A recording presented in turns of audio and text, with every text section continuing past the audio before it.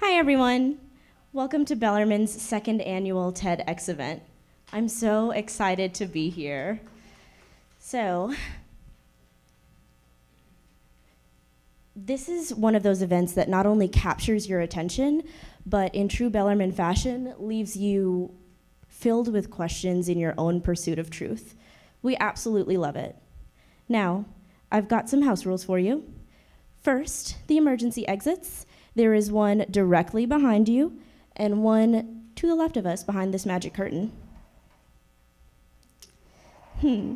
Second, please turn off your cell phones. We have professionals recording this event, and there will be beautiful photos and videos after. We greatly appreciate your compliance with this demand. Third, we have 2 10-minute intermissions wherein you can meander around outside, grab a refreshment, use the restroom, and promptly come back in. Just a fun point of information, all the music that you're hearing during the break-in segments and intermissions are pieces done by Bellarmine staff, students, and faculty. We will blink the lights in the lobby when it's time to come back after an intermission. Once we start the talk, you will not be allowed to come back in until the next intermission. So if you do have an emergency and you need to leave, please use the back exit. Now that I've got those rules out of the way, I'd like to introduce our lovely MC, Quincy Nelson. Thanks so much. Guys, give it up for Crystal here, the amazing lawgiver. Yes, got to have the rules and the regulations as well. Once again, I'm the amazing MC Quincy Nelson. Yes, you have to hype yourself up for these type of things. But I just want to give a big shout out to the core team and everybody that put this together. This is amazing. Thank you guys for being here today. Once again, as Crystal said, this is Bellarmine University's second annual TEDx event. Yes, we're back. Clap. Yes, I want it all. So, it's Black History Month, so another revelation, and it comes to me in my head every day that I have this idea, this thought, and I can't seem to put my head on it, and last year's theme was amazing. Yeah, that was who we are, past, present, and future. Yeah, that was the theme last year, but this year's theme, I'm thinking of that one, and I can't seem to put my head on it. It was in my head, it's a thought, it's an idea, I can't help me. Maybe you are thinking if you had a Revelation? Yes. Oh, yes. Revelation is the theme this year. It's an idea, something that creates and it's created. It's the act of revealing. What do we have next? What is that? What let me think. Oh, yeah, a revelation, an idea. It keeps popping in my head. It's that thing that motivates you and wants you to create and adds more passion to it. There's a sentence.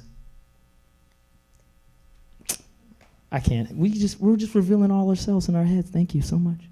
But the one thing is that when we put this TEDx together, when we put this core team together, it was apparent to us that we wanted to have more inspiring things to just pop into our heads. And so the speakers you're about to hear are just about to do that. Revelation. We thought about this little spelling bee thing, and we wanted to give you the origin of the word revelation. A surprising disclosure emerging in Middle English in the 13th and 14th century from Latin and French origins. Revelation. Ladies and gentlemen, today is Friday, and I would like to introduce our first speaker, Claire Friday.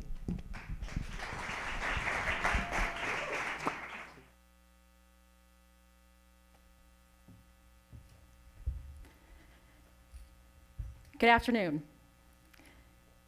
I'd like you to use your imagination. You're in a room, all by yourself, ready to receive a deluge of people. Each one of these people has a different personality, background, and specific set of expectations. And you have no idea what you're about to get. Here is the challenge. You must adapt yourself and your way of doing things and your specific expectations to each one of those people.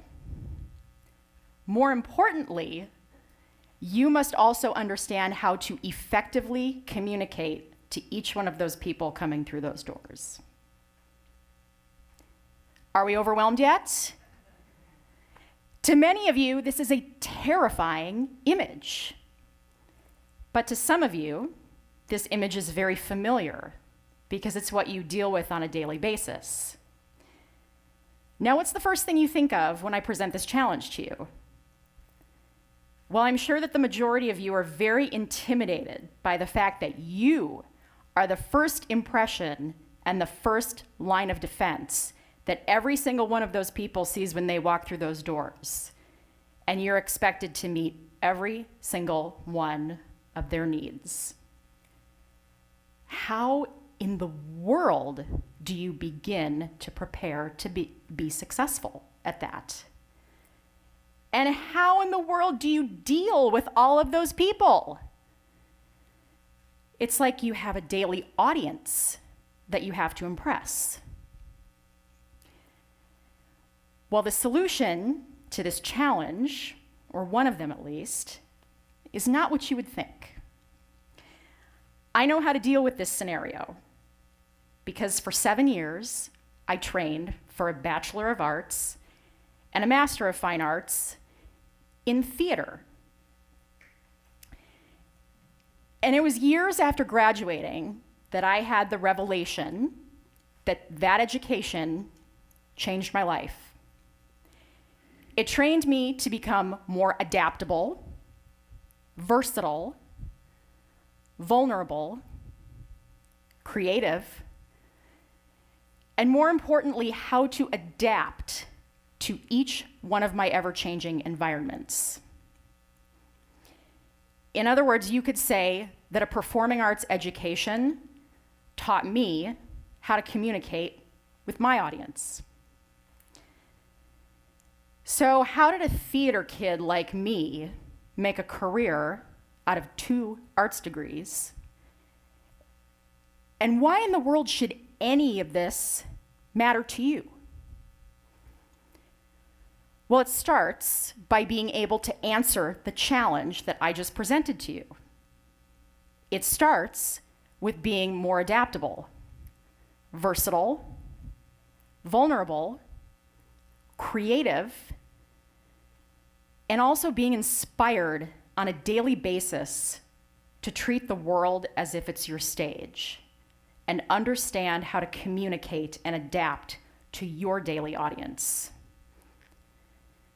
So now let me give you some ways and show you some skills that a theater arts education teaches that prepares you for some real street smarts and professional situations outside of the arts. When I was a theater kid, I studied stage management.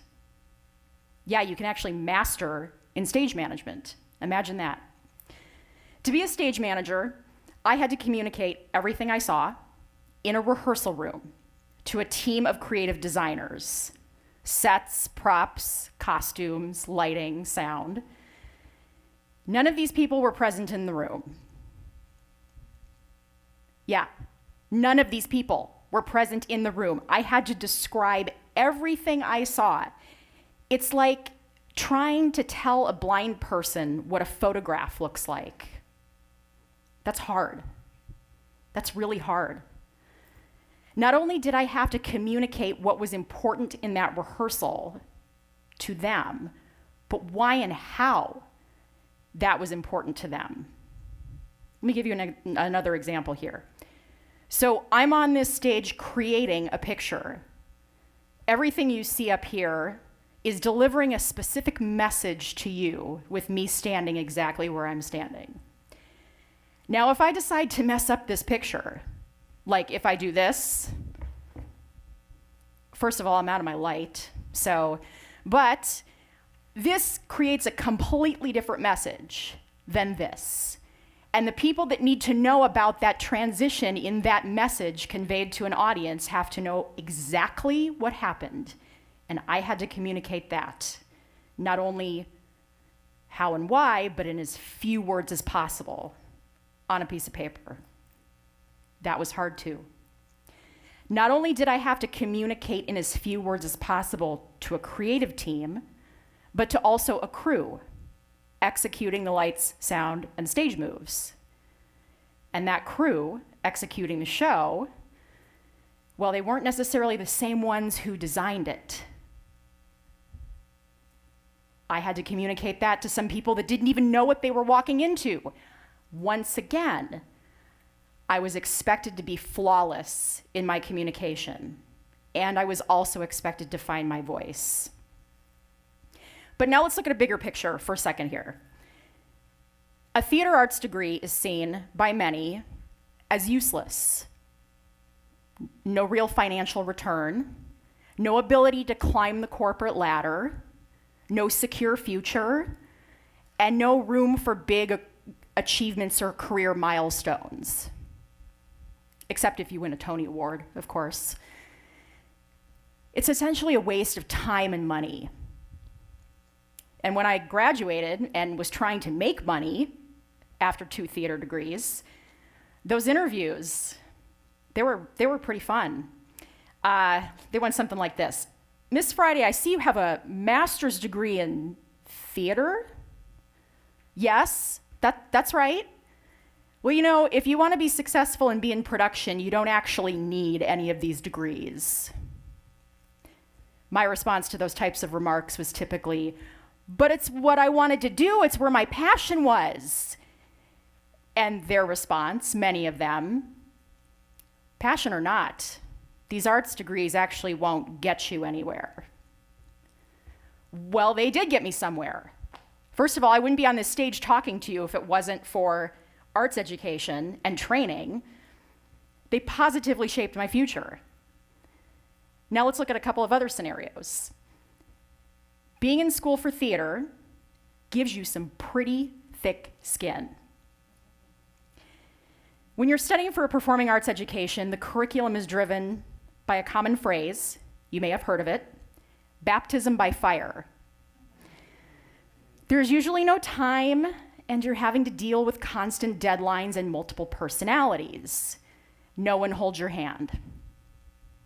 Everyone has an expectation of you, your work, and every single guest artist, instructor, technician, director thinks that they have the most important part of the production that needs your full attention every second of the day. In other words, you have multiple bosses on a daily basis. And while you're trying to deal with all of this, you're constantly bombarded with constructive criticism, not getting the part, the constant pat on the back, the positive feedback on a daily basis. Arts education teaches how to cope and deal with disappointments. I left my arts education understanding how to cope with the no's in life. I learned how to deal. To learn and apply all these skills, it took 7 years in what I like to call theater boot camp. Remember that image of all those people coming through those doors? Well, I was introduced to all of them during my arts education. And guess what else I was introduced to? Adapting to someone else's work styles. The arts teach that. Learning how to practice skills correctly and more effectively. The arts teach that too. Learning how to deal with difficult people. You don't need a pamphlet course for that. The arts teach that. Learning to create and seek opportunity. That's a big concept. Arts education actually teaches that. I came out of my arts education not afraid to put myself out there, make connections, and network. I was forced to develop my creativity and identify where the opportunity was. I was also forced to identify the skills and talents that I had as a human and as a creative being, and understand how to parlay those into many other professional situations that had nothing to do with theater and the performing arts. Understanding ethics, culture, adaptability in society, figuring out my place, and figuring out how to deal and adapt to every single one of my ever-changing environments. Guess what taught me all of that? 2 theater degrees. And let's not forget about the most important skill that an arts education teaches. That is just simply storytelling. By telling a story on a stage, theater graduates are equipped to understand how to create a brand, convey a thought, idea, strategy, and envision the message and life of a product, organization, and corporation. Storytelling is by far the most important skill that an arts education can give to its students. There is no effective communication or performing arts without some sort of story behind it. Without my arts education, I wouldn't be driven. I wouldn't be self-employed. I wouldn't own a business. I wouldn't take risks. I wouldn't even put myself outside of my comfort zone. That's what theater boot camp got me. I can read a script and a business plan. I can audition to give a TEDx, and I can also interview for a job. I can tell a really good story, and I can also convey brand messaging. I can deal with the high stakes of preparing to produce a show and the high stakes of budget and project deadlines. I can read music and also profit and loss statements. I can negotiate with a team of very creative egos in a production meeting. And I can also negotiate with a salesman. Theater arts degrees do not just produce directors, writers, actors, stage managers, dancers, singers. They produce CEOs of companies, managers, entrepreneurs, visionaries, and storytellers. They see the vision and how to get there. And what separates those with an arts education apart from anyone else is their ability to diversify skills, their inspiration to seek and create opportunity, and their ability to communicate in a language understood by so many people through storytelling. All the world is a stage. And the true revelation is that useless degree, well, it just became a lot more useful. Thank you.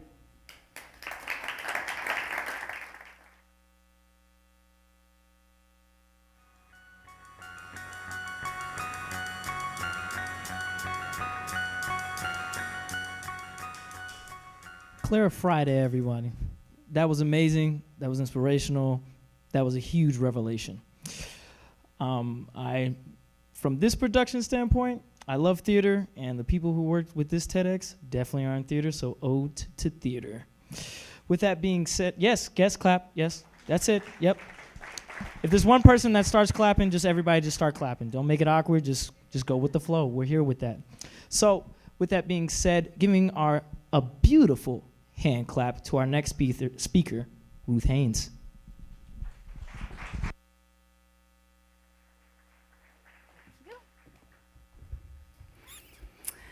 I come from three generations of family in prison. My grandfather, my father, and yes, myself. Now, I do know what you're thinking. I look like a very middle-class, middle-aged, suburban soccer mom, and you would be right, I am all of those things. But I've also been in prison, but for a vastly different reason than you may be thinking. So our family story starts kind of like a Hollywood movie. The scene is the 1920s to the 1950s in San Francisco. The leading man was my grandfather, very charming. He was also a talented artist and woodworker and a patent-holding inventor, I might add. And as many young men from his era, he was a veteran of the U.S. Army. As Hollywood stories go, he was also married to a beautiful young model at that time. He also, unfortunately, was a repeat offender of petty crimes and therefore a repeat long-term resident of the Fresno County Jail and San Quentin Penitentiary. Talk about awkward family photos, right? Imagine walking into a living room and seeing a framed mugshot of your grandfather on the mantle. As Hollywood stories go, also, he was the mastermind of a prison break, and this is a true story. There's a newspaper article that tells that he was the mastermind behind a prison break. They picked locks, and they tunneled through a brick wall, and they slid 15 feet down a fire hose. Now, all 8 got recaptured within the next few days, but I do have to admit that my heart did swell with a little pride when I read that it was my grandfather that was the brains behind the break. You got to take what you can get when this is your family history, right? As is the story with all of us, there are many different sides to one person. Society would deem my grandfather, while wearing his prison uniform, as a useless criminal, one of those people we might call the invisibles in society. And you know who they are. They're the homeless, the drug addicted, the incarcerated, the poor. Those people that we may choose not to see. So, how many times have you driven by a prison or walked by a homeless person and barely noticed them or it? I know I have. How many times have we thought about them as being created by God with gifts and talents and purpose, just like you and just like me? As someone's sister or brother or child or grandfather. Okay, so as the story goes, the beautiful young model my grandfather was married to was my grandmother. She was an alcoholic. She, after many divorces and remarriages later, she fell while intoxicated and hit her head and passed away. So you see, my father was the son of an incarcerated man and an alcoholic mother. Statistically speaking, odds weren't that good for him. Do you know that children of an incarcerated parent are 6 times more likely to become justice involved? And it's just kind of a fancy term, but it means being like in a juvenile facility or arrested or actually in prison. And the statistic for a lineage of incarceration or generational imprisonment is 50%. But there's a plot twist to this story. My father and myself put ourselves in prison. Yeah, we put ourselves in prison. Did you know you could do that? You actually can put yourself in prison. And we did that to be mentors to those incarcerated. Because you see, we knew my grandfather had value, even while in his prison uniform. And it created in us an overwhelming yearning to share with others in prison that they also have value and that they are worthy of being seen. Now, did my heart race and my knees shake the first time that I walked into prison? Yes, I felt very vulnerable. I walked through the metal detector and through heavy metal doors and down a hallway, and a guard, put me in this little room. I sat behind the table. I opened up my paper. I had all these words of wisdom that I was going to impart on these people. And 2 young, nervous girls walked in the room, and we started talking. And soon, I folded the paper up and put it aside. I didn't need those carefully crafted words of wisdom. We talked, and we shared, and we cried, and we prayed together. And what these girls needed was basic human connection. So we shared, and they left, and they felt heard, and they felt seen, and I felt greatly humbled. So you see, there is a way to alter statistics and to change someone's story. And this is how it happens. Ready? It's huge. It's care. That's it. One little word. And I know you're thinking, that's pretty cheesy. That's so sunshiny. But that is the way you change lives. You care about others. Because someone cared about my father, that young man in the white t-shirt with a father in prison and a mother, an alcoholic mother. Because someone cared about my father became a minister instead of an inmate. He pastored 3 churches over 30 years, ministered to thousands of people, was married to my mother for 67 years, had 5 children, 17 grandchildren, and 12 great-grandchildren, with none of them in prison. And because my father cared about others, I was able to care about others, and I have the privilege of standing on this TED stage to share the importance of care with you, instead of perhaps behind prison bars, as statistics would have predicted 50% chance. When myself and other everyday people, volunteers, and yes, other chaplains and trauma healing facilitators walk into a prison or a transitional home or serve the homeless on the street, we hear terrible stories of abuse and neglect and unaddressed health issues and all sorts of trauma, and it breaks our hearts. But we still see in them so much value that they have stopped seeing in themselves. Do you know the United States leads the world in incarcerations? Extended stays that don't always fit the crime. And I'm not talking about violent crimes and violent criminals, but extended stays for misdemeanors that wreak havoc on families and finances and communities, relationships, parenting. What if we did more to care for these people? I mean, we all have either time, talents, or resources. What if communities created mentor-run, volunteer-run healing centers instead of creating more prisons or overcrowding the prisons that we already have? What if we created mentor-run healing centers where we walk these people through the processes needed to heal their traumas and showed them the importance of caring for their bodies instead of destroying them with drugs, as they so often do, and invite them to unveil spiritual truths so that they can heal their souls? And that would help them renew their minds and enlighten them to a more hopeful future. And most of all, help them discover their talents and their gifts so that they can serve this purpose in this world, their purpose, just like we can, just like you and just like I can. So my question is, what kind of humans will we be?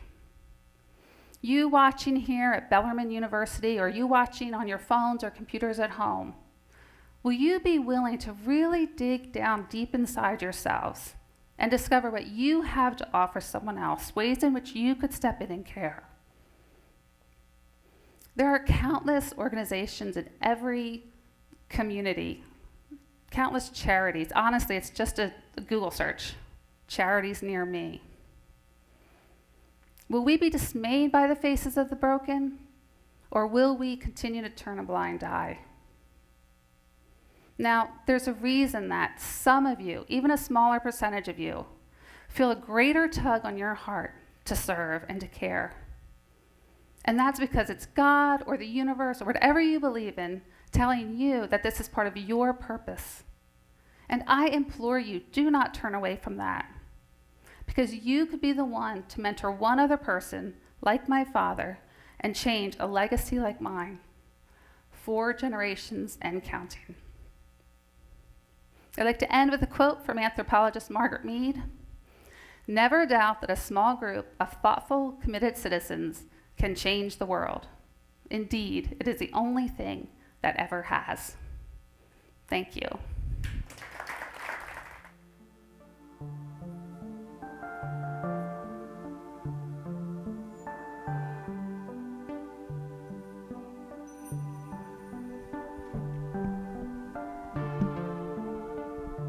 A revelation, to be sure. Didn't know I could, you could go to jail and change the world. But thank you so much, Ruth. Our next speaker uses music to interpret his revelation. Everybody give it up for Chris Roseland.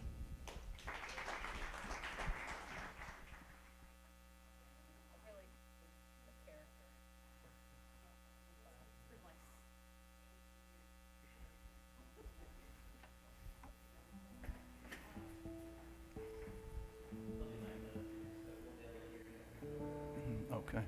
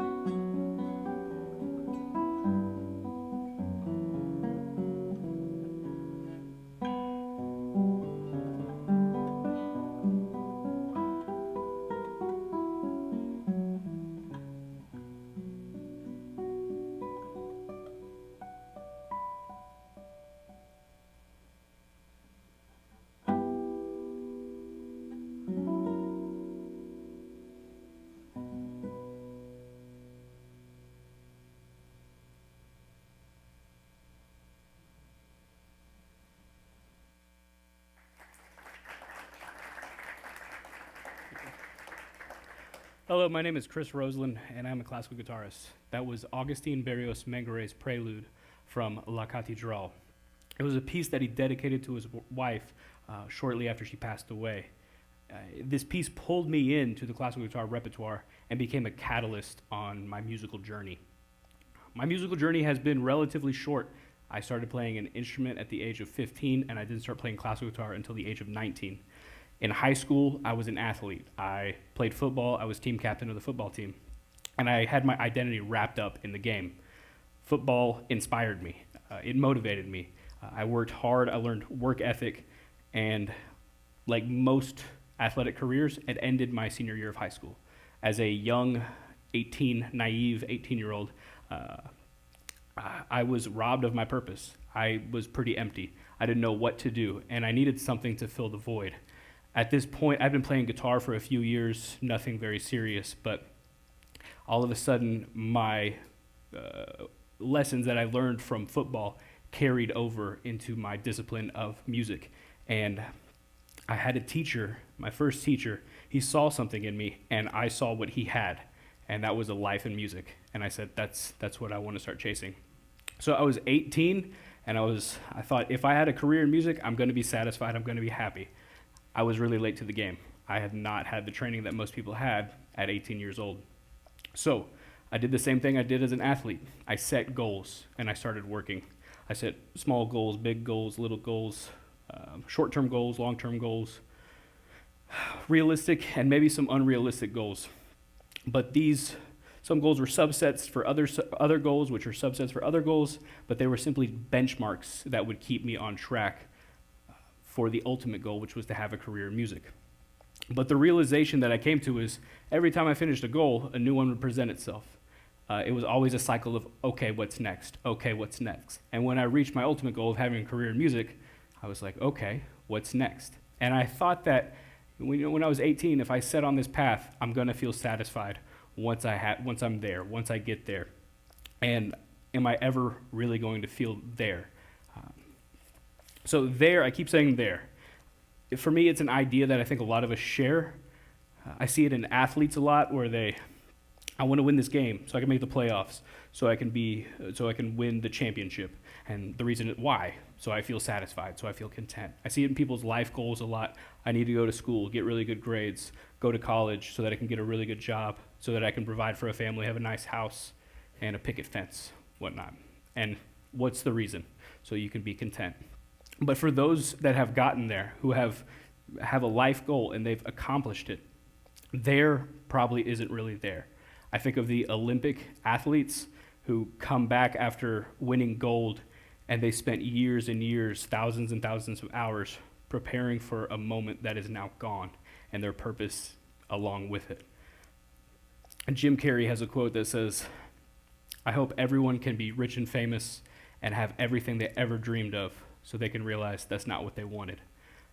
So chasing this idea of there, my revelation has been there is no there. No matter how many goals, how many benchmarks I achieve, I realize there's going to be more work to do. It's always what's next, what's next. And this might be sad and depressing for some, but for me, it's been what has maintained a healthy relationship with my musical career, is that I'm always going to have places to go, always am going to be able to further my craft. The true value of the pursuit of there is in the pursuit itself. It's not actually getting there. I believe there to be a fantasy. These goals, it's never been the achievement of a goal that has deepened me as a person, but just having the goal that has inspired me, motivated me, and gave me purpose so that I can continue to work. So I plan on doing that for as long as I'm healthy and able to set goals and chase after these goals, because that's what keeps me going. It's not there. There is no there. So I'm going to close with another prelude, this one by Bach. My first guitar teacher was playing this piece in my first year of studying with him. And I thought, man, if I could play that piece. I tried to play it. I failed for a long time. But years later, I came back to it. And I thought, if I can play this piece, I will feel accomplished. I will feel as if I'm there.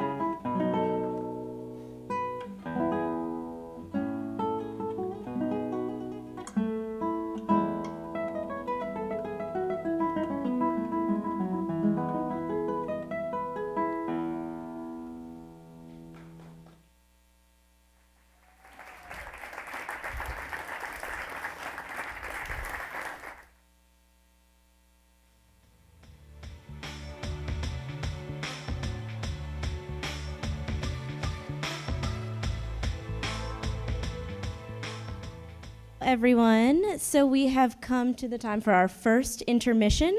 Just a reminder, it is 10 minutes, and once it's time for you to come back in, we will blink and flicker the lights on and off to remind you. Second, once these doors are closed, we're not letting you back in, so you won't be let back in until the next intermission, so just be wary of that. There's refreshments and whatnot outside.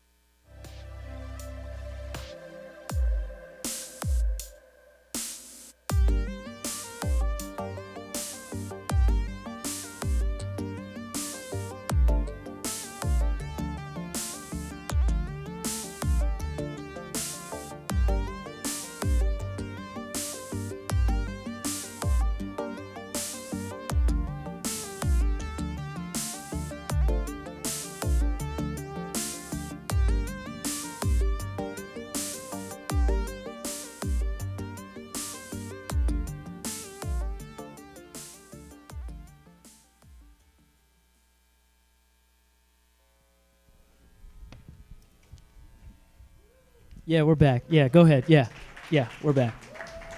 Hope you guys had a great intermission. If you've ever wanted to know what that amazing coffee you just drank, that was Synergos.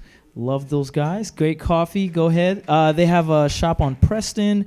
Norris is right down the street, and they have one downtown. Amazing coffee. I try to get it almost every morning. Love those guys. So we're going to resume our presentation on Revelation at Bellarmine University's TEDx. So here to talk about the good, the bad, and the ugly of history, ladies and gentlemen, Daniel Leathers.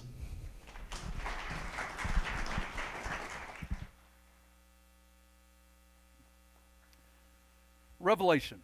The word itself conjures up images of mystical experiences or mythical adventures, or maybe even religious or spiritual truths. The fact is, Revelation doesn't have to be so remotely or unattainable. And tonight we're going to take an opportunity to use the backdrop of the Battle of Midway during World War II to talk about the simple truths of Revelation and how, if we pay attention, we can take hold of it, and if we don't, we can completely lose it. But we're going to start on December the 7th, 1941. Pearl Harbor, the Japanese attacked. Now, they had done their research. They had done all the pre-work, and they were ready, and it showed. They saw this as an opportunity of a preemptive attack to prevent the Americans and the Allies in general from basically stopping them from doing what they wanted to do, and that's conquer the Pacific. So for 7 hours on the morning of December the 7th, not only did they attack Pearl Harbor, they also attacked Guam, the Philippines, Wake Island, and they attacked the British Empire in Malaya, Hong Kong, and Singapore. Now, it's important to note that at this point in time, America was a neutral country in World War II. But neutrality is no excuse for lack of preparedness. The U.S. had received a number of credible threats of an imminent attack, not just an attack, but an imminent attack. And for whatever reason, we all know what happened. There was 2 revelations that happened that morning. One of them was for the Americans. It was their very first of the war. And this other one was for the Japanese. What was the American revelation that morning? It was kind of a slap in the face. They realized that saying that you're neutral and setting back on your laurels wasn't going to get you anywhere. In fact, it could end in devastation, and it did. For the Japanese, they learned a very simple truth. Hard work pays off. Now, Revelation is not merely, it's merely steps. It's not an outcome. It's not the end game. It's steps that lead to steps. And it's through a process in our life. If we pay attention to those revelations and those steps, then we can continue to grow and improve. But if we don't, then the tides can very quickly turn. Success can breed complacency and can foster infighting. And that's exactly what happened in the Japanese government and in the military. So Admiral Yamamoto, who was the commander of Imperial Naval Forces, started butting heads immediately after Pearl Harbor's attack with the Imperial Army. That doesn't go real well when you're trying to come up with a follow-up plan. The problem is he was also butting heads with the general headquarters. Now what this did, this delayed the ability to come up with a follow-up plan and make the most of that initial attack, make the most of that initial devastation. In fact, it took until April to come up with a follow-up plan. And like most Japanese naval plans of the time, it was very complex, to say the least. The problem is, beyond the complexity, it also depended on something that we need to make sure we always have the right thing, and that's intelligence, and they had poor intelligence coming into it. They had information that was not up to date. It was outdated. In fact, they thought that the Battle of the Coral Sea that had happened in the early part of 42 had decimated the rest of our carrier fleet. It did have a negative effect. In fact, the USS Lexington, one of our carriers, was sank during the Battle of the Coral Sea. The USS Yorktown, it received damage, but not near as much damage as what was thought of by the Japanese. In fact, it was able to be repaired at Pearl Harbor and put right out to sea. And we'll see them again in action here in a little bit. They also were planning on something that did not exist. It was the general consensus in the Japanese government that because of that attack on Pearl Harbor, the will to fight of the Americans had been completely decimated. That we were demoralized and that we wouldn't go any further. And as we all should know, the complete opposite was the truth.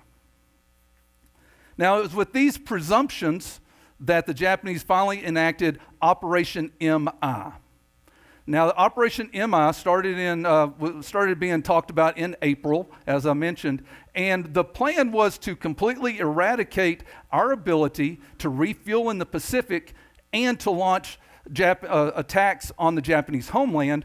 And how do you do that? You take out Midway, a small atoll in the middle or in the midway of the Pacific Ocean. Now, at the same time, we had a secret weapon in Pearl Harbor. And it was in the basement of the administration building at Pearl Harbor. And it's called Station Hypo. Station Hypo was part of the fleet signal group and was responsible for code breaking.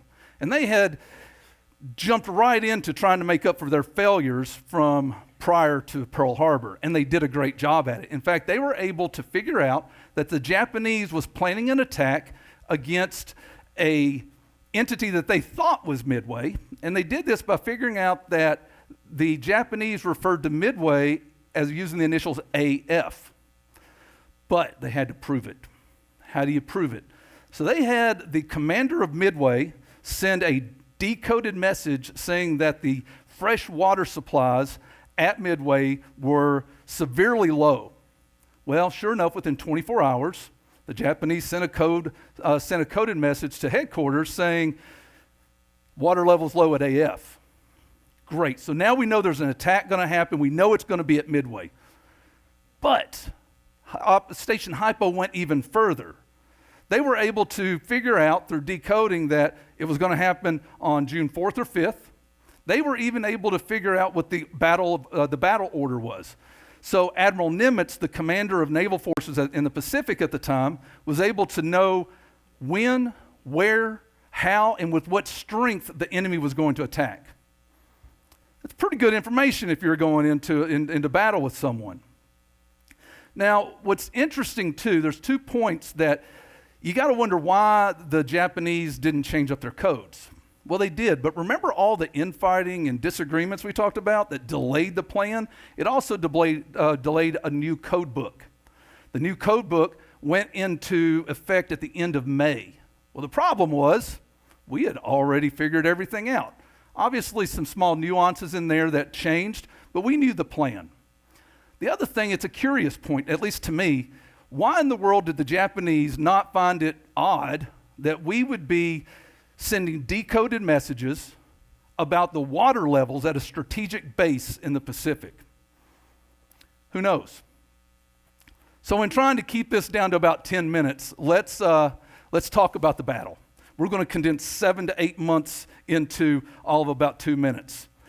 June 4th, 1942, at 4:30 in the morning, the Japanese launched the attack on Midway. Now, over the next 30 hours, attacks and counterattacks and follow-ups on land and air, on the sea, all occurred. Now, that doesn't include the withdrawal of the Japanese and the pursuit of them. But what were the results of that 30-hour battle that, for all intents and purposes, was the turning point of the war in the Pacific? Here's the results. The Japanese, 3,057 deaths. It doesn't count all the wounded. 4 carriers were sunk, as well as a cruiser. And 261 airplanes were lost, either being shot down or on the carriers as they went down. How did the Americans fare? About 10% of the deaths. We had 307 deaths. Obviously, there were some that were wounded. We did lose 1 carrier. I mentioned the USS Yorktown. It finally sunk, unfortunately, and we lost a destroyer. and 109 airplanes. Obviously, a decisive victory for the Americans. But what about Revelation? That's what we're here to talk about. Revelation is no single moment standalone in time.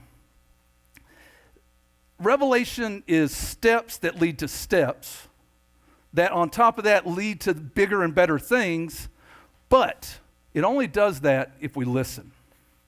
Revelations are realizations that come to those who seek them. If you don't seek the revelation, you will not find the revelation.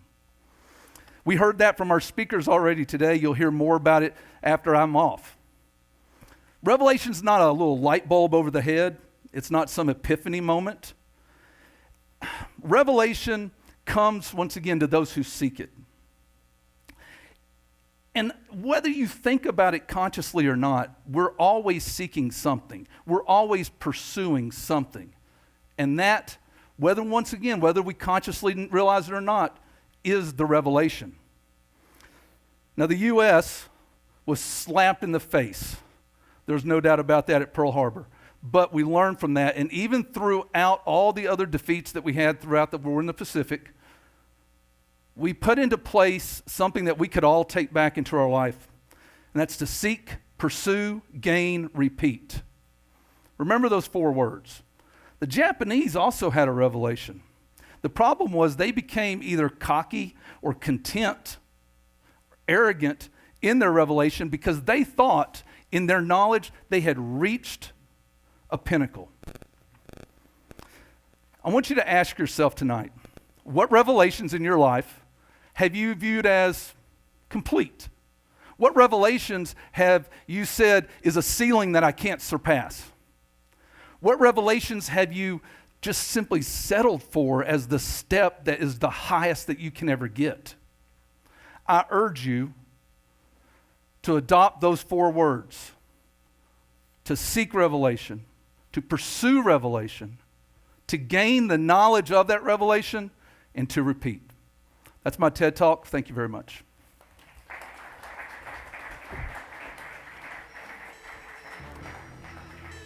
Good luck, man. Yes, yes, and more yes. That was amazing talk, right? Yes, yes, yes. Yeah, thank you for the clapping. Once again, if someone clap, just go ahead. It's a free, open environment. We love to share here. So our next speaker is climbing up that rugged mountain. We have Craig Johnson.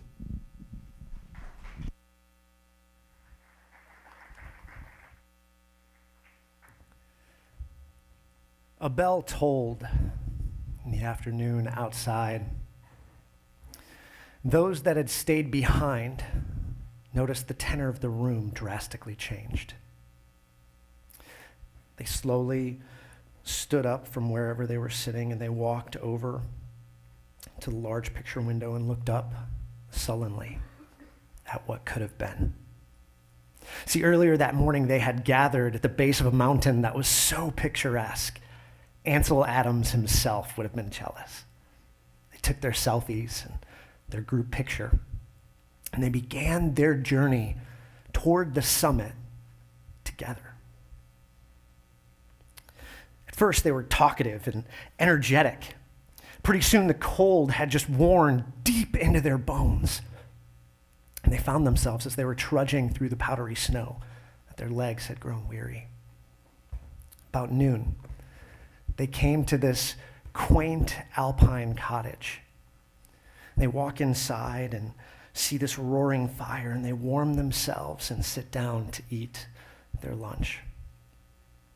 Once they're full and comfortable, less than half the group decides to continue their ascent toward the summit.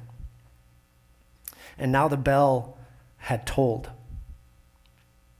Those that remained behind were faced with the reality that they would never finish what they had set out for early that morning. Instead, they sacrificed that experience for only temporary comfort. I heard that story over 20 years ago from one of my mentors. And the lesson at the time was very clear. Craig, don't allow your life to sink into mediocrity. You have to remember why you started your climb in the first place. See, nobody intends to be halfway up a rugged mountain. This time for me was different. I had faced these moments halfway up a rugged mountain many times over and over in my life. And yet, here I was. My life, I remember where I was, I remember what I was doing, I remember what I was wearing when I was faced with the question that changed the trajectory of my life. My life was out of control. Not like complete chaos, but almost like I didn't have a say in where I was headed. Maybe you can relate. And it was this painfully simple question that changed everything for me. And it's the same question I'm going to challenge each of us in this room to ask ourselves. You ready? What do I want? I know. I can't believe that I never asked this question or honestly answered it until I was in my mid-30s. I stood there dumbfounded. And notice I carefully crafted this, right? What do I want? Not what does somebody else want of me or for me, or what's my religious tradition expect of me, or what should I want, but what do I want really? When I was a teenager, I was taught over and over that my desires were meant to be tamed. But now I've come to believe that our deepest desires are not meant to be tamed, but unleashed. The word mediocre actually comes from two Latin words. The first is medi, which means middle, part way, halfway. The other is ochreous, which means rugged mountain.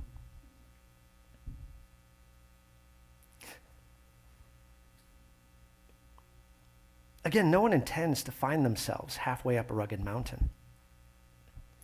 But my life hadn't sunk into mediocrity. That's not really where I found myself. I had simply forgotten my why. And that's what revelation really does for us. It brings clarity.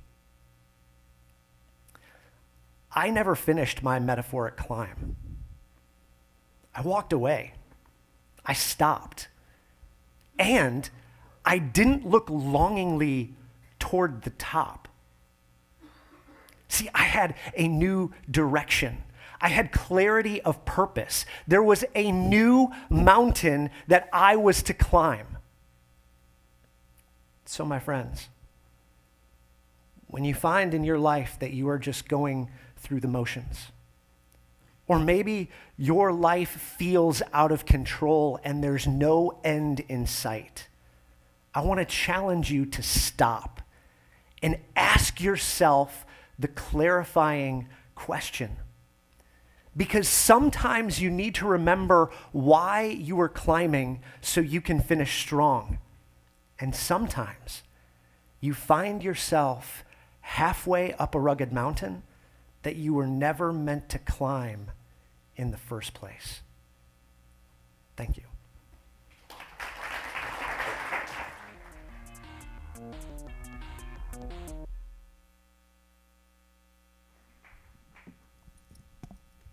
We're all climbing up those rugged mountains. As soon as after you graduate college, I was climbing up that rugged mountain. Let's give it a go. So, thanks again, Craig. Amazing, amazing, amazing. Now, for our next speaker, it's dear to me. I want you guys to know that I did graduate Bellarmine in 2016 and had a plethora of professors here that helped work, refine me, and helped to get to know my better self and my revelation on life. Our next speaker is Dr. Kate Johnson, one of my professors in philosophy. Give it up for Dr. Kate Johnson.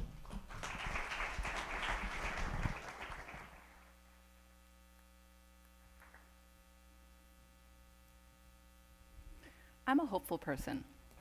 But I wasn't always. Years ago, I married the love of my life, and we decided we wanted to have a family. For years, though, we endured the ups and downs of infertility. We suffered several miscarriages, regular negative pregnancy tests, and no baby. I'm a philosophy professor, so my natural response is to search for the truth. I read everything I could find about the causes and treatments for miscarriage and infertility. I painstakingly studied online blogs and followed the random advice of strangers. For example, in spite of my extreme fear of needles, I started acupuncture therapy. I mandated a diet of Brazil nuts for my husband, all because of an anecdotal story from an acquaintance who swore by the effectiveness of Brazil nuts in treating infertility. I was desperate, but I needed help. So my husband and I went to see a reproductive endocrinologist. This kind of doctor specializes in treating infertility. I underwent a series of tests, and given my unexplained infertility combined with my history of miscarriage, he informed us that the chances of having a successful pregnancy were extremely low. So he recommended in vitro fertilization, or IVF, a complex and costly assisted reproductive technology. We decided on IVF, and we went through the process. We later discovered that the procedure was unsuccessful. After the news, I still had to complete the IVF process with one final pregnancy test. In my sadness and anger, I lamented to the intake nurse at the hospital that I knew I wasn't pregnant, and this last step just poured salt on the wound. She stopped what she was doing, looked me squarely in the eyes, and said, "Honey, don't give up hope, no matter what they tell you about the odds." What she said really stuck with me. After that, my ears began to pick up the language of hope. What I didn't understand, though, is what people meant by hope. Emily Dickinson said, "Hope is the thing with feathers that perches in the soul." Nietzsche described hope as the worst of all evils because it only prolongs the torments of man. Aristotle called hope a waking dream, and Dostoevsky said that to live without hope is to cease to live. We knew our chances of having a successful pregnancy were extremely low, so I couldn't understand why people would encourage us to hope. After that, my husband and I consulted with our doctor about what, if anything, to do next. He said we could try a second round of IVF, but this time, the odds were no better and possibly even lower. Nevertheless, he said there was still hope. I didn't know what to do. I could not reconcile the evidence with hope. The odds were stacked against us, and to base a decision on the evidence offered us little support and almost no guidance. I've never felt so powerless in my entire life.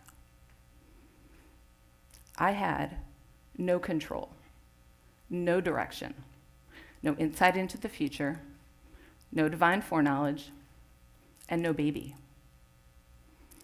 So at this point, you might be wondering why I introduced myself as a hopeful person. My story definitely doesn't paint a picture of hope. And to be honest, I had no hope throughout the entire process. My husband and I had to make a decision. So one beautiful morning on the coast of Maine, we decided it was time to let go of our dream of having our baby. We would remain a family of 4. Up to that point, I followed the evidence. I evaluated my options on the basis of the evidence and probabilities, but not possibilities. I allowed myself to be held captive to the limits of my body. Looking back, though, that decision, it was not a choice to give up. It was not a choice based on evidence. In fact, it was a choice directing me toward hope. Finally, I saw it. Hope empowers us and reorients us. That revelation transformed me.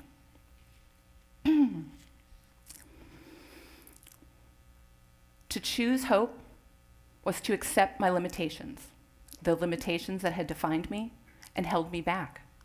To choose hope when the odds are against you and the stakes are high, to hope against hope, is a test of character. And that's why I believe hope is a virtue. As a philosopher, I specialize in the study of ethics, so I've read a lot about virtue. A virtue is a disposition of character, an acquired trait that we cultivate over time. Virtues are not habits. Habits are patterns of behavior, but virtues go much deeper. To be virtuous is to be one who makes choices, acts, and feels in the right way. Aristotle described a virtue as being situated in between two extremes, one of excess and one of deficiency. And as such, virtues are excellences of character. For example, courage is a virtue, situated in between the excess of recklessness and the deficiency of cowardness. To be courageous is to be prudent and thoughtful. The courageous person knows when to face danger and when to take cover. Aristotle described the courageous as experiencing fear in the face of something that is fearful and being able to endure it in the right way. The virtues are valuable. They make life better, and they define who we are. Now, what is hope? Hope is classified in a variety of different ways: as a mental state, a passion or emotion, a motivational factor, and a virtue. The standard definition defines hope as a combination of a desire for an outcome and a belief that that outcome is possible yet uncertain. In order to hope, one must see the outcome as possible and engage with it in some way. One cannot hope for the impossible or what is certain. The experience of hope can take different forms. For example, I hope for good weather. I hope to pass a test. I hope to run a marathon. But the virtue of hope stands out from our everyday hopes, the kinds of hopes that don't define our characters. My claim that hope is a virtue is controversial. Many ancient philosophers, such as Aristotle and Plato, believe that hope is a passion, a natural emotional response. Hope fell into the category of passions like fear and despair. Hope was unfit to be a virtue because it was something that happened to us. It was not something that we could control or master. In contrast, though, a tradition following St. Paul, Augustine, and Aquinas believed that hope is a virtue and also a passion. Indeed, Aquinas claimed that hope is one of the three cardinal theological virtues. He claimed that hope is a disposition of the will in pursuit of the good, namely salvation with God. I think hope is a virtue that can be mastered. When the stakes are high, when the odds are against us, and when uncertainty threatens us with powerlessness, the choice to hope defines who we are. To choose hope is to know when to push on in spite of uncertainty and when to take cover. So let me paint a picture of the virtue of hope so that you can better see what I see. When I picture hope, I see my husband. Now, most of you don't know my husband, so let me describe him to you. In our battle with infertility, I was paralyzed. But my husband, he was mobilized. Even against the odds, he was ready. He could face reality. And he had an earnestness about him. He was stable, and he was secure, and he could see that there was still the possibility of goodness in the world. His unshakable ability to confront our struggle was a mark of his virtue. Hope empowers us and sustains us when probabilities are not enough to base our happiness upon. Hope is not a promise or a guarantee of good things to come. Hope takes over when reason falls off and fails to offer us any direction, and our less than perfect knowledge threatens us with despair. Hope reliably guides us through the confusion by reorienting us. Hope is an antidote to the uncertainty and the ignorance that confronts us and threatens our sense of trust in the world. To choose hope is to cultivate, a disposition to respond to uncertainty, mobilizing our powers of agency and fueling us to push on in pursuit of the possibility of the good. My story of infertility still breaks my heart, but I'm one of the lucky ones. A few weeks after our decision in Maine, we discovered that I was pregnant. After 40 weeks and 23 long hours of labor, our son finally came into the world. Thank you.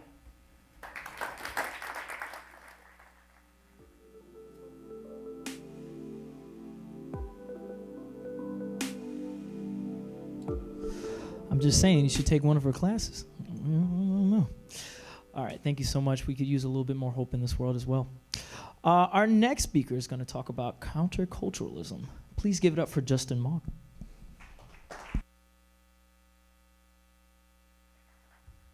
All right, are you ready for more family slides? Yes, my friends. I feel like I was literally born on two wheels. That's me on my dad's back, Oberlin, Ohio, 1974. 15 years later, this is me and my dad. I got my own wheels now, and we're riding across the United States of America. At age 15, I left my home in Washington, D.C., and let my bike wheels spin over 3 million times. Those revolutions were incredible. And they brought me all the way to dipping our tires in the Pacific Ocean. It was a journey of incredible discovery, as you can imagine. I discovered so much about myself, of course, my fortitude, my stamina, my strength, my ability to do it. Never thought I could, but I did it. Discovered a lot about my family, as you can imagine. And of course, I discovered America. There's no better way to discover America than at 15 miles an hour. But I not only discovered America, but I discovered in the process that America had been lying to me. Like most Americans, I'd been sold a dream, an American dream on four wheels.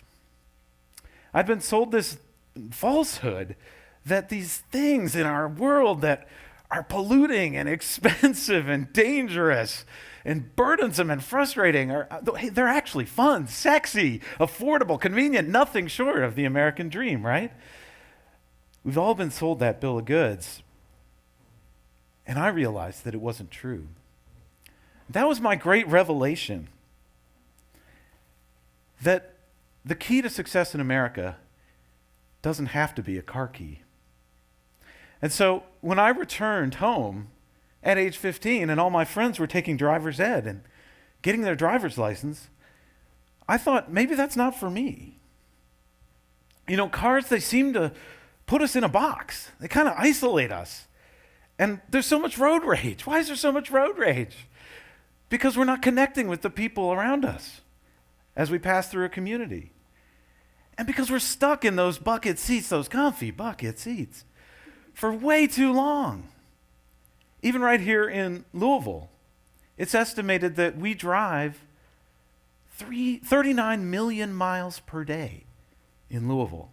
That's over 1,500 drives around the equator every day in one city. This is insanity. And it doesn't make us happy. And it doesn't make us rich either. Cars really saddle us with incredible debt. Of course, cars are expensive for the planet. Of course, cars are expensive for the cities that have to accommodate them. But they're expensive for the people who own them and drive them. AAA estimated last year that the average car owner in America spent almost 11 grand on driving when you add up all the costs of gas and parking and insurance and everything else. And Americans now shoulder a total of $1.2 trillion in auto loan debt. That's double what it was just 10 years ago. Last year, TransUnion estimated that the average auto borrower had $18,500 in debt. Auto loan debt is now nearly 10% of all household debt in America. It's the third largest debt category after mortgages and student loans that get all the attention, right? We don't think about this incredible cost to Americans of expecting everyone to own and drive a car. And we don't think enough about what it does to our cities. Auto dependency is literally draining the life out of our cities. Of course, the invention and the expansion of the automobile led to white flight and suburban sprawl that we see today, the true hollowing out of our urban cores. And this is what our urban core in Louisville looks like today. We've taken everything that's good out of Louisville and put in parking. So in red are the surface parking lots and in purple are the parking decks. There's nothing left. And of course, cars are killing us. 1 in 70 deaths in America is caused by a car. It's as though when you get a driver's license, you're getting a license to kill. And that's just the human deaths. Riding my bike across the country, of course, I saw the incredible line of wildlife corpses and cats and dogs all along the way, right? But it's not actually the accidents that's the real killer. It's the slow killer of cars. It's getting us into a sedentary lifestyle where we don't expect to get exercise and getting from point A to point B. And so we see all the diseases that come with that sedentary lifestyle. In Louisville, being so car addicted is at the bottom of the American Fitness Index and many other health rankings. And of course, we can't ignore climate change when we talk about driving. Cars are driving climate change. Yes, to fix climate change, it's very complex. We need to restore the forests. We need to work on energy efficiency. We need renewable energy. But if we don't fix auto dependency, we're never going to get over the hump. Here in Louisville today, 17% of our greenhouse gas emissions are due to driving. So I saw all this at age 15, and I said, hell no, I won't go. I decided not to participate. I don't need a driver's license. I just rode my bicycle all the way across the country. I think I can ride it to school, and I've been doing it ever since. And think of what that's done to my life. That 10, 11 grand a year that most people are spending on cars, that's a big bonus paycheck for me, right? I get exercise every single day. I don't have to find time to go to the gym. I just go where I'm going. I don't have road rage. I have road joy. And this was my first foray into liberatory counterculturalism. It's the first thing I really did in my life that was unlike what everybody else was doing. And I decided that, you know what, in my life, I'm not going to follow what everybody else is doing. I'm going to follow my own ethical, spiritual, and mental guideposts to choose what feels right for me and what I know is right for the world. And this is actually, later I've learned, in a long tradition of people of my faith. I'm a Quaker. We have a long tradition of not participating in things we don't believe in, whether it's war, slavery, or today, ecological destruction. And of course, this is in the long tradition of people like Gandhi and King, who have practiced nonviolent resistance and non-cooperation with society's evils. And it can look like all kinds of things, my friends. It can look like the civil rights movement, or it can look like getting rid of your car. Also, as a Quaker, I don't believe in killing. So later in my life, I realized that I can't really keep eating meat. I was having someone else do the killing for me. And I decided, if I had to kill all those animals, I probably would choose something else. So as a Quaker, no killing, that means no suffering, no meat. It's been a fantastic ride. I get to grow my own food and have my own vegetable porn, right? These incredible carrots I can grow right here in Louisville, right? And I've taken some bigger steps now. Meat and driving was just the first thing, but now I've given up flying. And I've fallen in love with trains.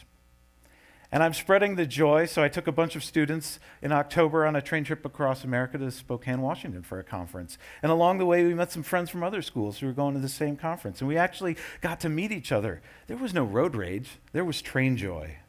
And I invite you to consider if you would give up flying in order to save humanity. But maybe that's all too much. Maybe you're not ready for the big steps in life. We can all participate today in some simple acts of counterculturalism in order to make a better tomorrow. So maybe you can start with something small. And what we're doing right now at the University of Louisville is we're encouraging students to consider going zero waste and giving up things like bottled water. Would you be willing to boycott bottled water for the rest of your life with me? Why do we have to throw something away whenever we take a drink? Or how about packing a reusable dining ware in your bag so you don't have to throw something away next time you eat? Some people might look at this and feel like you're closing doors to opportunity, Justin. But to me, it's always felt like opening doors to new opportunities that liberate me from being shackled to hollow consumerism and planetary destruction. I feel like erecting some simple guardrails in your life based on your moral and ethical principles is actually a really good thing. And so, I leave you with this invitation. Do you want to be a dead fish swimming with the stream, my friends? Or do you want to join me in some liberatory counterculturalism because the dominant culture is killing us and we cannot continue to participate in it? Another world is possible, and we're going to have a lot more fun co-creating it together. Thank you.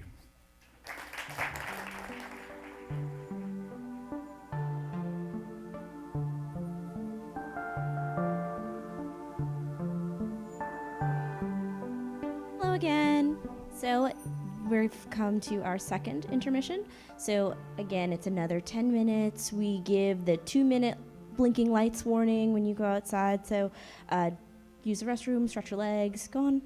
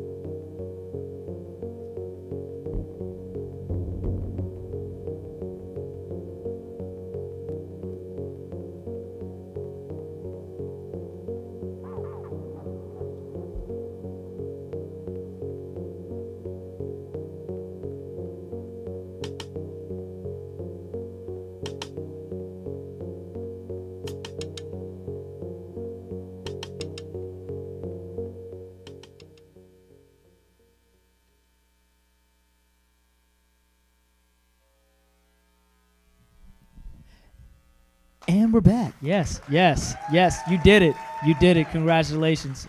By the end of this, you guys are going to be a professional audience with hand clappers. I love it. I love it. So once again, this is Bellarmine University's TEDx event. Our theme is Revelation. I am your host, Quincy Nelson. It's been an amazing time here. We're going to our third and final session with our final group of speakers. So this has been an amazing journey. Thank you all for being here today. Give yourselves a hand clap. Yep. Yep. I'm all about the interaction. I'm all about the love. So our next speaker is going to tell you how push-ups can change the world. Ladies and gentlemen, Faison.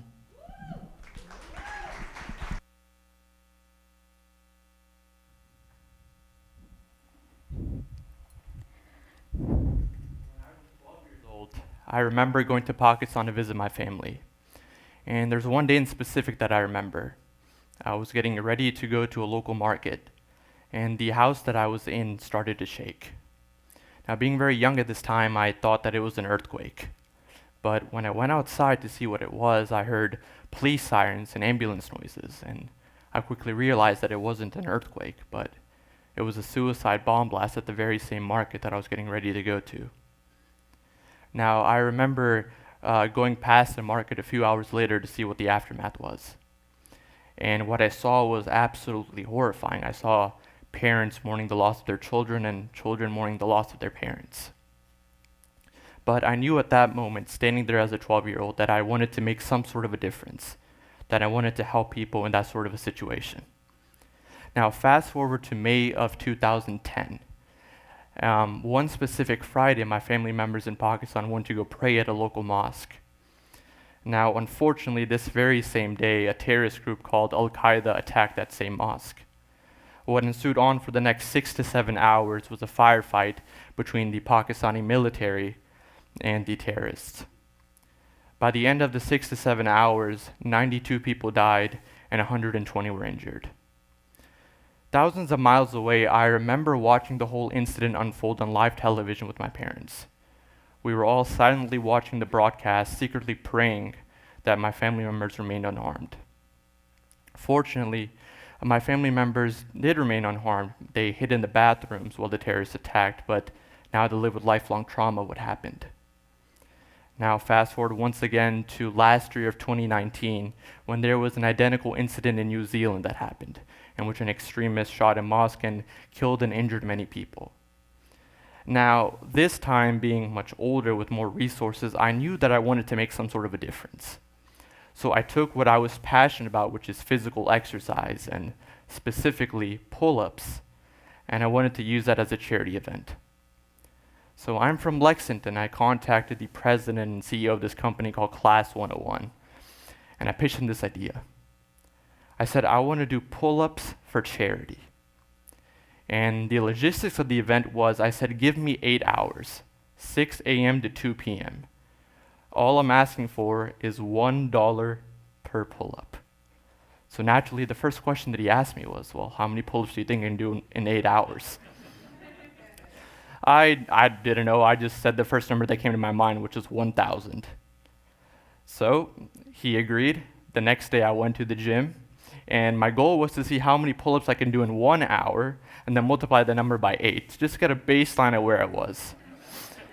And so I remember that first day I did 30 pull-ups in that 1 hour.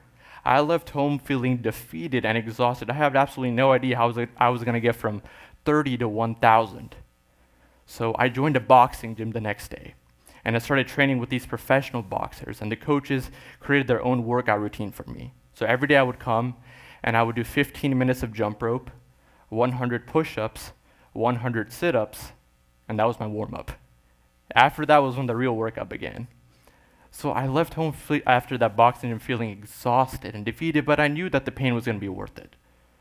So I slowly went from 30 pull-ups to 100 to 200 to 300. So 1 week before the event, I set a timer for 8 hours. And I said my goal is going to be to do 1,000 pull-ups in these 8 hours. So long story short, I maintained a steady pace about 3 to 4 pull-ups per minute with a 2-minute rest. I continued that process on, and I was able to do 1,000 pull-ups the week before the event. But it was at the expense of my physical health. During that time, I had calluses so big that my hands started to bleed. I was having back spasms. I was overexerting my kidneys, so I was using the bathroom about every 5 to 10 minutes. So during the event, the week before, I wanted to rest. So I remember, fast forward a week, when it was time for the actual event, I showed up to the gym. There were 2 news stations there to film me, and I did my first pull-up at 6 a.m. So I remember that when I pulled myself up to the bar, I felt a sharp pain in my back.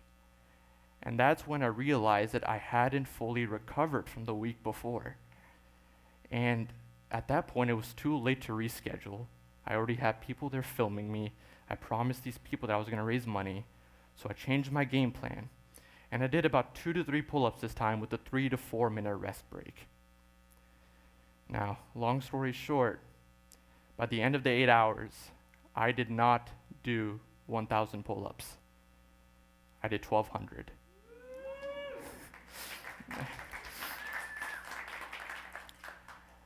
Being face to face with the idea of mortality, from witnessing that bomb blast to voluntarily pushing myself through so much pain by doing pull-ups, taught me immense valuable lessons that I want to share with you all here today. But before I share these lessons, I want to clarify that this is not meant to be a motivational speech. This is a speech meant to build discipline and how we can actually use pain in our lives to our advantage to push us past our wildest goals. Now, I want to clarify that I'm not looking for ways to induce more pain into my life. I promise I'm a happy person. But I do believe that there is a hidden value in even the darkest moments of our lives. And with that being said, the first lesson that I want to share with you all today is that of responsibility. Now, responsibility is both a terrifying and exhilarating thing. See, it's terrifying because once we claim responsibility, it robs us of any excuses. But at the same time, it's exhilarating because once we claim responsibility, it gives us complete freedom of our lives. We are in control. Now, to illustrate the example, I want to kind of use something extreme. I want to talk about the Holocaust. When I was researching survivor stories, I came across 2 specifically well-documented incidences. And the first one is how the Nazis used to mentally break down the Jewish people at the camps. The first tactic was to break down the young Nazi men, or the young Jewish men. And what they did was that they would take the parents of the Jewish survivors and the people of the camps and execute them right in front of their children. As you can imagine, this broke down many people. An equally and brutal incident was they would punish pregnant women by stabbing them in the stomachs with bayonets. For the newborns who managed to survive, they were immediately tossed into the fire. Now, as you can imagine, this broke down many people at the camps, but one person in specific, a survivor, his name is Viktor Frankl. He wrote a book called A Man's Search for Meaning. He has a quote that says that everything can be taken from a man but the last of the human freedoms. And that is the ability to respond in the face of adversity. This shows us that no matter how bad life may get, we always have that one freedom to choose how we respond in the face of adversity. And often that decision alone is what differentiates successful people from those who fail. The second lesson that I want to share with y'all today is actually how to use pain to our advantage, how we can actually use it as fuel. Now, 6 hours into the actual pull-up event, I could not grip the pull-up bar because the calluses that I had were so painful, and I was having those bloody spots again. My calluses from the previous week had not recovered, and once again, the pain in my back was even more intense. My father, who's a physician, was there the entire 8 hours to make sure I didn't pass out, and he even recommended that I stop at the 6-hour mark. But naturally, I wanted to keep on going. I was using the restroom every 5 to 10 minutes, and I wish, standing here today, that I could tell you that what motivated me those last 2 hours was thinking about how many people I was going to inspire and the amount of money that I was raising. But to be honest, I didn't think about any of that. I went into this altered, dark state where I thought back to the little 12-year-old boy who I was in the middle of that bomb blast. That same boy who I was watching my family members being held hostage on live television. At that point, every pull-up I did became revenge for the victims. Every pull-up that I did became my fight against terrorists. And that's how, by the end of it, I did the 1,200 pull-ups. Now, the last lesson that I hope to share with you all today is that of gratitude. And gratitude can be a tricky thing because, as you've seen in this speech, there is so much evil in this world, but I believe that there is just as much good. But the tricky thing is that in order to appreciate the good, we have to acknowledge the evil. In order to appreciate the good times that we've had in life, we have to acknowledge the bad. Now, going back to the situation when I was a 12-year-old boy in the middle of that bomb blast, I remember thinking to myself that I wanted to make a difference, that I wanted to help these people in these sorts of situations. I could not be more thankful of the pain that caused me, because here I am today in medical school, finally able to make a difference and use a skill set to better the lives of people in the future. Now, growing up as a Muslim in today's society, my parents instilled one motto in me, and that's love for all, hatred for none. That motto taught me to appreciate every moment that we have in life, to appreciate every breath that we have, and to accept everyone, no matter what their religious, cultural, skin color differences may be. And once we combine that motto with peace, perseverance, and hard work, we can accomplish anything. Once I did my pull-ups event, a lot of people approached me and called me talented, strong, but I'm here to tell you that there is no talent. There is only hard work, perseverance, and gratitude. And once we combine that with the aspect of love for all, hatred for none, we will all surely be closer to accomplishing our goals. Thank you for listening to my TED Talk.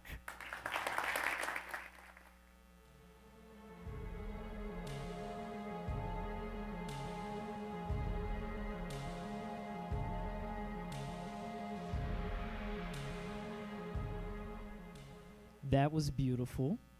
Can we get another round of applause for that? Beautiful. Yes. It's very uplifting. If you noticed, all of our speakers have a story to tell. There's a build, and then at the end, a revelation to which we all can be inspired to and learn from. Thank you again, Faison. So, our next speaker is one of my classmates back in the day. I give you Ariel Clark. Please give a round of applause. Yes.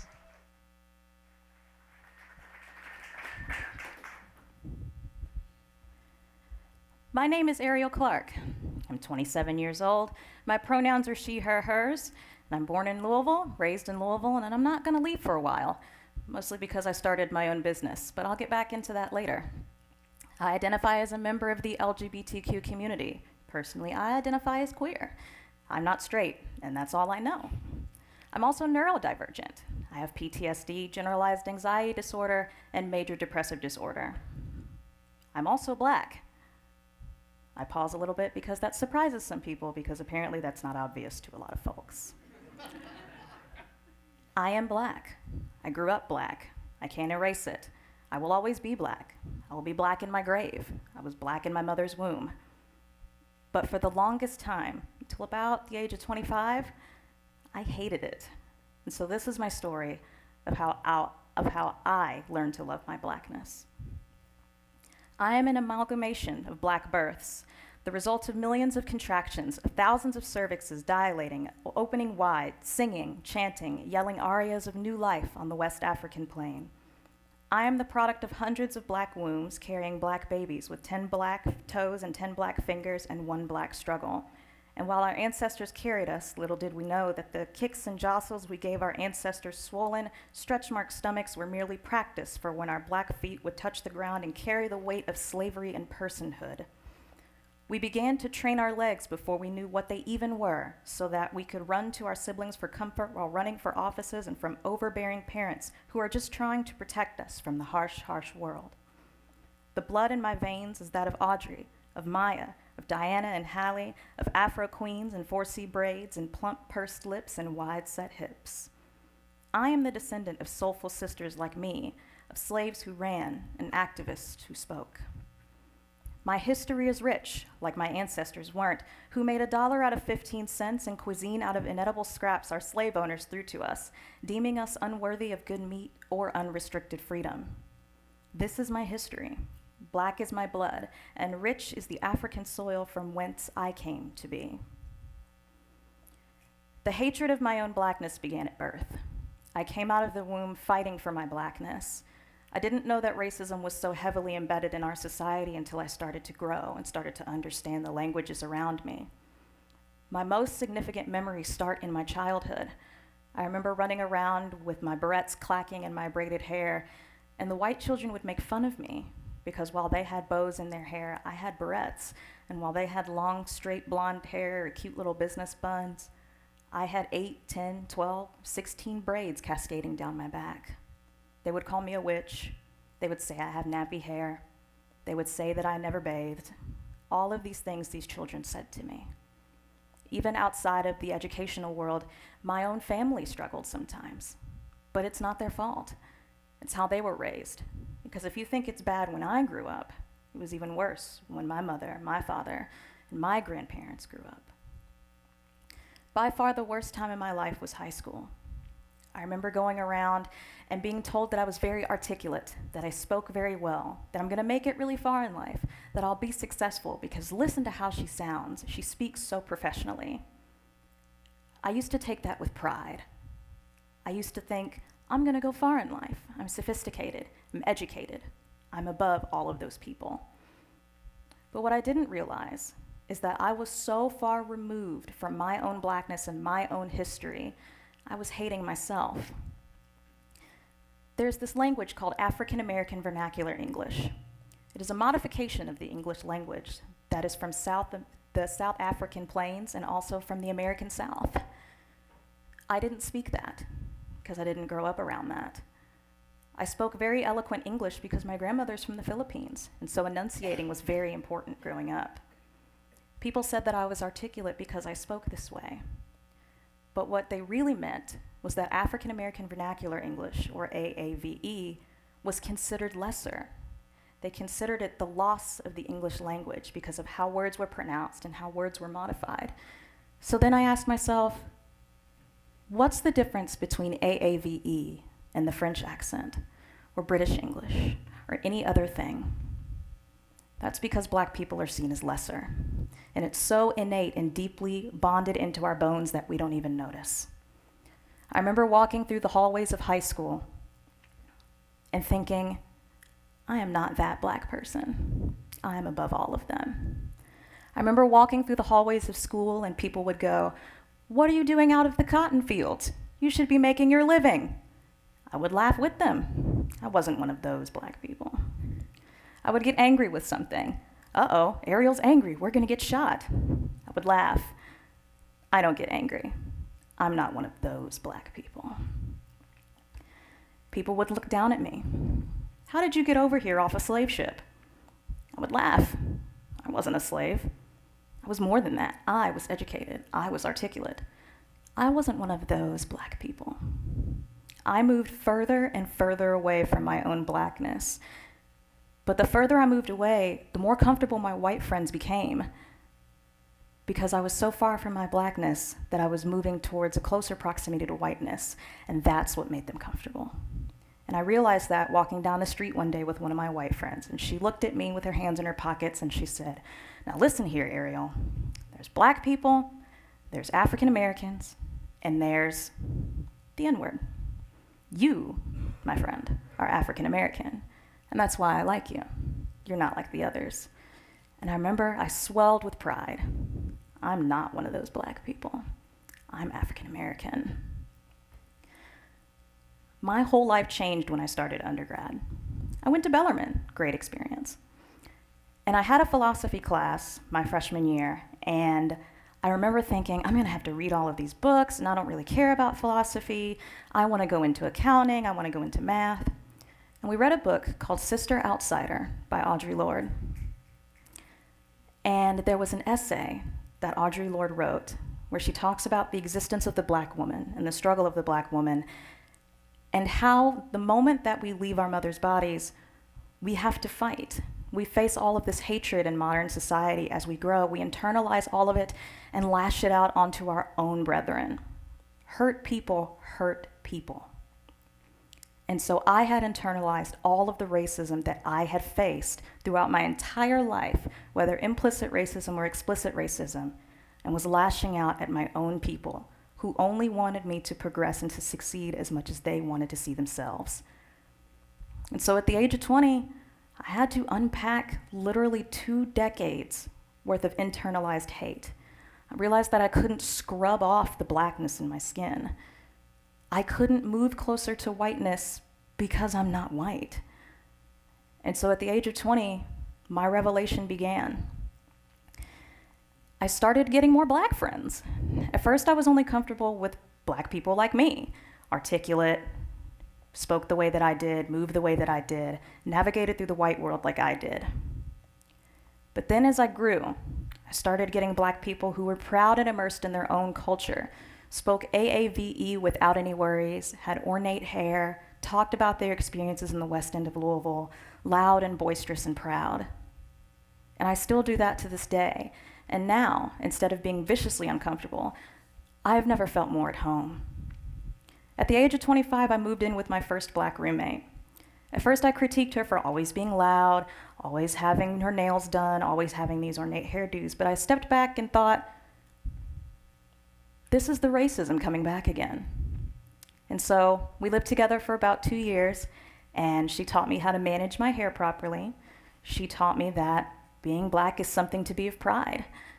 She taught me AAVE. She taught me how to move through this world proud in my blackness. At the age of 27, I started dating my first black partner, and she taught me so much. I never thought that I could bond with somebody so closely as I did with a black person like me. And then, also at the age of 27, I started my own business. It is Louisville's first owned, LGBTQ-owned, woman-owned, black-owned business. My business is Sis Got Tea, one of the best tea cafes in Louisville that'll be open by the end of this year.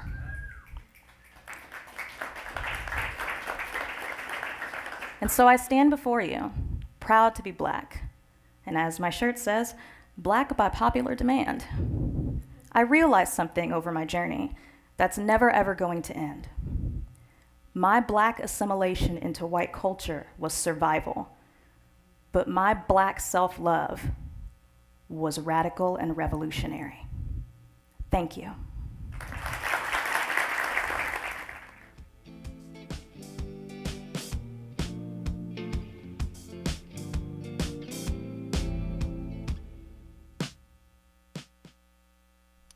That was amazing.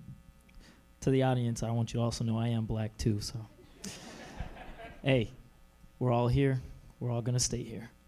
Thank you all so much for coming to our TEDx at Bellarmine University. We're coming up on the end and our last speaker, and I just want you to guys, I wanna let you guys know, thank you so much for being here. This took a lot of effort to put into, and there were a lot of hands that came into this and lifted this up to where it is today. And thank you guys so much for sharing with us. Our last speaker, ladies and gentlemen, give a big hand clap to Mr. Todd Smith.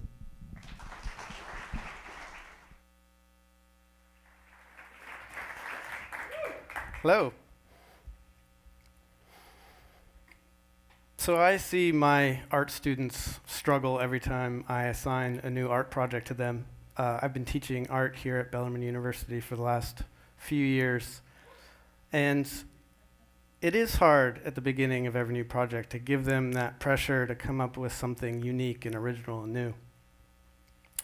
And I remember what it was like when I was an undergrad student too. I didn't necessarily know what I was making all the time. or had a style or felt like I was making artwork about something all the time. And I was really envious of those students who just seemed to be driven. They always kind of knew what they were going to make and had a style every time. And coming back to my students, they always seem to ask me the same questions at the beginning, which is this idea good, or will this get me a good grade, or what do you think? And I always turn it back on them. I was like, well, is it good? What do you think? I think the mistake that many of them make is thinking that the creative revelation comes in the ideation process, that it's the idea where they're like, aha, that was the hard part. Now I know what to make. I think that we are idea machines, that we can brainstorm 100 ideas in the first 5 minutes of being challenged to make something new. The real challenge and the real creative revelation is in asking that question that sparks project after project after project and can make a career. And it will help you achieve that style. I recently was contacted by a former student who's asking for a letter of recommendation for a grad application. And I reached back out to her and I said, why me? It's been 5 years. We had one class together. I was a grad student at the time. And she told me she is asking me because in my class, she completely rethought what artwork and making artwork was, because I was the first teacher to ask her why she was making the art she made. She said that most other teachers would grade her work on what they expected the project to be, and I was the first teacher to ask them if their work was successful for their vision. And I realized what she did was she put words to a teaching philosophy that I had never really put words to. And that is what I try to give my students are the tools to achieve that creative revelation that they can use to move forward year after year after they're out of my class. So I'm here to share 3 steps that you can take to create your own creative revelation that will help you find your purpose and your style. So step number 1 is to just take action and quiet your judgment. So just like those questions that my students always ask, is it good? What do you think? I just say, I don't know, try it out. Start to sketch, start to make. Quiet all those doubts and just start making. And if the problem is the process, you don't know what to make or how, then I say just copy people. There are plenty of artists who've figured it out and they've done it. So how can you take their process or their ideas and put your own twist on it? So one of these images up here is a piece that I made, and another is a picture I took of a Solowit wall drawing from the Mass MoCA Museum in Massachusetts. When I was an undergrad, I fell in love with Solowit's work. He is one of the founders of conceptual art, and he believed that the idea was more important than the actual execution of the work. And I just love the fact that he could simply write instructions on how to make work, and he would sell that, and then other people would paint the wall after his instruction. So to put my own spin on it, I would take stuff like glossy paper and my interest in origami, and I would fold the paper and leave a crease and just follow his instructions. What I was doing was just trying on his style for size to see if it fit. And that's what I encourage my students to do is, they've done it, put your own spin on it, see if it fits. And if it doesn't, that's okay, you've learned something. So keep going, just keep making and keep making. Step number 2, make a daily practice. Make it a part of your routine. So about junior year of my undergrad, I was in a class and we were talking about public art, and specifically those large public sculptures you see around town. I always thought of them as playground equipment. They always looked like fun things to climb on. So my professor challenged me to share my perspective as someone who climbs. And I then put a VHS recorder on my head and walked in a straight line and climbed anything I encountered. And when I shared that video with my class, I got a mix of engagement. Some people couldn't watch, it was too nauseating. Others loved it, others kind of made them think of childhood tree climbing stories. But what it had done that none of my work had ever done was really engage the audience for the first time. And I realized I had hit on a creative revelation. That question of what's it mean to share my perspective as a climber led to work after work after work. So I made my senior project on all tree climbing projects. But when I left school and I left that structure, I struggled for 4 years to figure out how to make a career out of being an artist who makes work about climbing trees. But I got my first artist residency at Mount St. Francis in southern Indiana, and I had 6 months to explore their 400 acres of trees and fields. So just like an artist would use a sketchbook to practice drawing every day, I decided I would climb a tree every day. So I went out, found a tree, climbed as high as I could. I wrote in a journal how it went, took a couple pictures, and then I went out the next day and did it again. I did that without missing a day for 6 months, and I just couldn't stop. So it became a year, and 2 years, and 3 years. And what I found in doing this daily practice was I did get stronger at climbing, and I was putting myself in that place where I was thinking about what it meant to be a climber, and I was coming up with all kinds of art projects to share that perspective. For the first time, I gained the confidence to really say that I was an artist, and I was selling work, and I was building a career.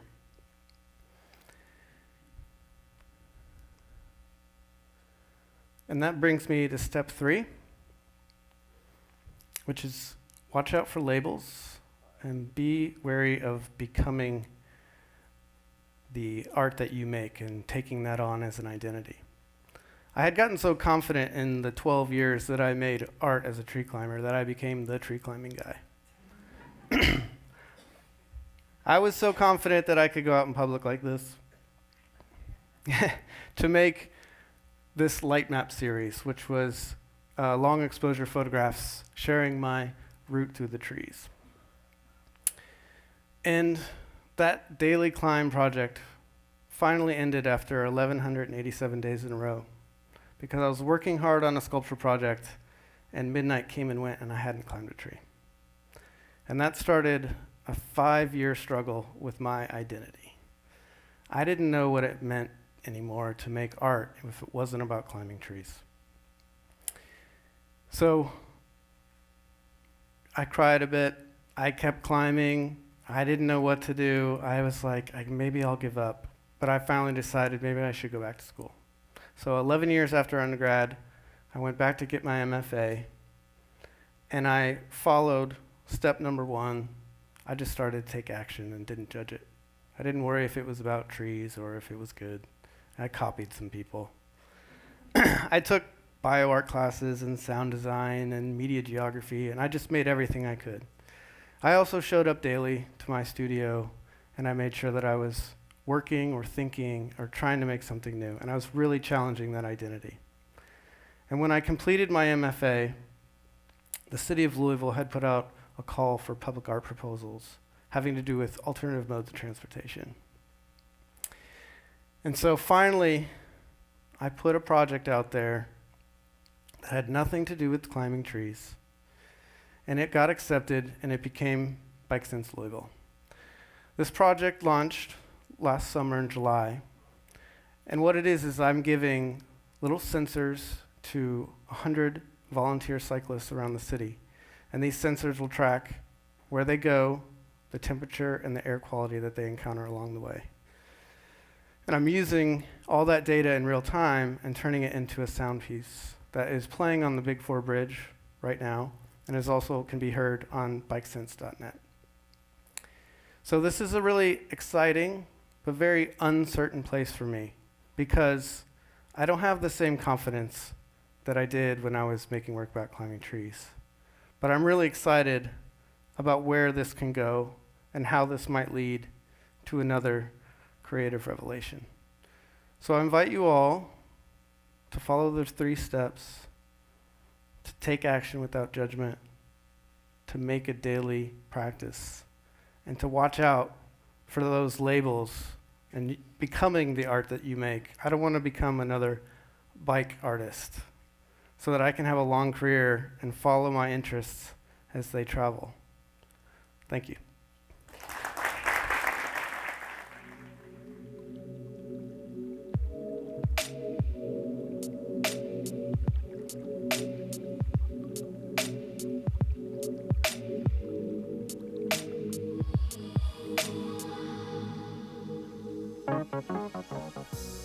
Hey guys, me again.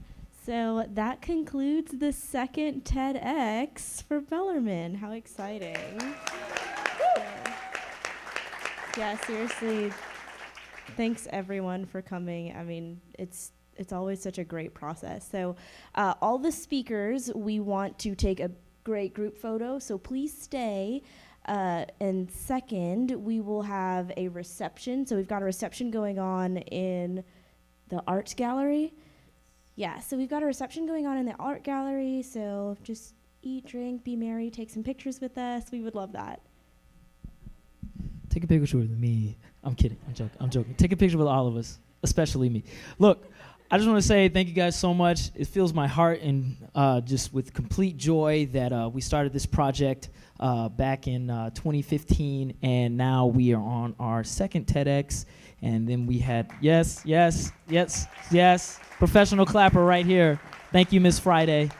She's in her element. It's Friday. If we can get a warm clap to all our speakers. Thank you guys so much for sharing. Thank you guys so much for being here. Yes, amazing, beautiful. A couple people we would like to thank. Thank you so much to our director, Sean Apostle. He's a professor here. He helped out with the whole work, him and his family. Thank you. There's a couple departments, thanking the comm department and everybody who helped out, thanking the art department who helped us make this amazing sign. There's nothing else like this. You can go online, you can see other TEDx signs. This is very different. It lights up. Oh my gosh, yes. Thank you so much to the theater department. Here, you thank some people. I mean, I just think a great shout out to literally everyone that was on the core team. So Angela, Christy, Sean's children that were ushers, they did a great job. Everybody that helped volunteer and made this possible, this is because of you. So thank you so much, and thank you for coming. Yeah. Big ups. We can't give enough to the sound people and the audio visuals. Zach, Nick, everybody else. This guy right here, the legend, the myth. My professor standing right here. He's behind the iPad. I won't mention your name. Just thank you. Kidding. Yes. With that being said, this concludes our TEDx BellarmineU event. And just thank you guys for being here. Go drink and be merry. We love you guys. Talk to us. Thank you. Thank you again. Play me out. Give me some funky beats.